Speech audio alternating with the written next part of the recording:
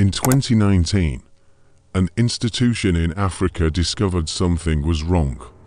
Not broken, not attacked, just wrong. At first, nothing looked unusual. The building still stood, the lights still turned on.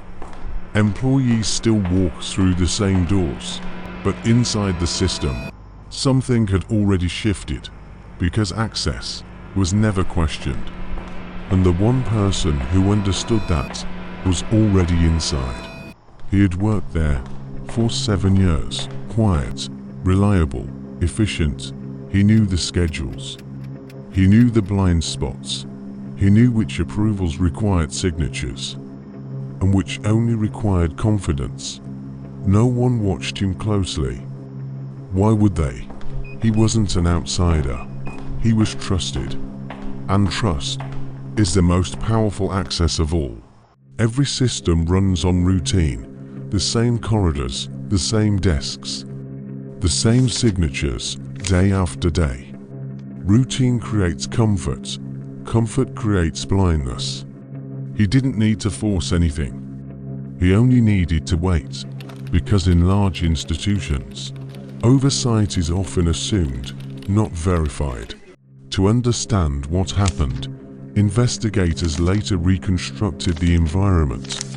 Multiple departments, layered approvals, security checkpoints. On paper, it was airtight. But systems are not broken from the outside. They are bent from within. Access levels were clear. Hierarchy was respected, and no one imagined that familiarity could be weaponized. The underground levels were rarely busy. Archive rooms were quiet. Late evenings were quieter. He didn't rush. He adjusted. A form here, a timing shift there. Nothing dramatic. Nothing that triggered alarms. Because the most effective manipulation is the one that looks ordinary. One evening, routine felt slightly different. Not suspicious, just precise. Movements aligned, doors opened, approvals passed through, documents shifted. And because everything looked normal, no one questioned the pattern. There was no hacking, no forced entry, no broken locks, just access. Security cameras recorded movement, but movement was expected. Logs were signed, but signatures were familiar. Lights turned off, one by one. And by the time the building rested, so did suspicion. Because nothing dramatic had happened. That was the brilliance of it, silence. It wasn't discovered overnight. It was discovered through imbalance, numbers that didn't align, approvals that felt slightly out of place, a pattern that looked harmless, until it didn't. When questions began, they began quietly. And when he was called in, the room was calm.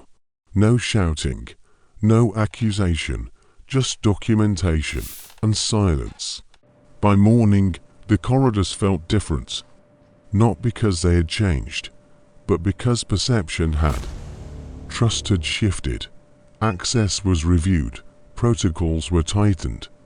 And the invisible advantage was no longer invisible. He had not forced the system. He had understood it. And that understanding was enough. This reconstruction is inspired by real insider cases across institutions. The lesson is not about crime. It is about structure. Every organization depends on trust, but trust without verification is vulnerability. Systems fail quietly, not loudly, and sometimes the greatest threat is not the one outside the building. It is the one already inside.